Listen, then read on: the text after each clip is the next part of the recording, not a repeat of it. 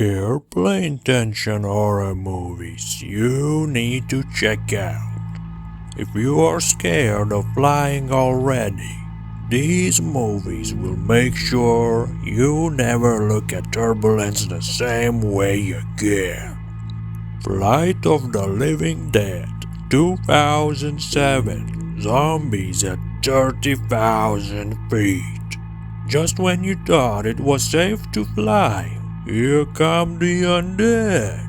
A secret biological experiment breaks loose on a transatlantic flight, unleashing a zombie outbreak in the sky.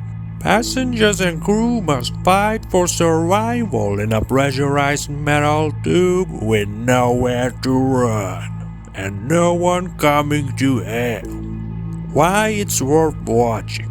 Classic zombie action with an outrageous airborne twist. Campy, gory fun with non-stop chaos. Tight, claustrophobic, setting amps up the tension. Flight 7,524 in. Ghosts in the cabin. A red-eye flight from Los Angeles to Tokyo turns into a walking nightmare. After a mysterious death mid-flight, strange and supernatural events begin tormenting the passengers. As panic spreads, they realize something is haunting this flight, and it may not be human. Why it's worth watching. Eerie atmosphere and ghostly suspense. Feels like a haunted house in 35,000 feet. Builds slow psychological tension with a twist ending. Altitude 2010. Terror in the sky, but not what you think.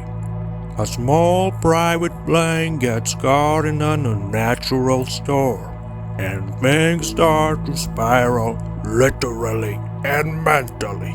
As instruments fail and logic breaks down, the passengers are haunted by something monstrous that seems to be controlling in the skies.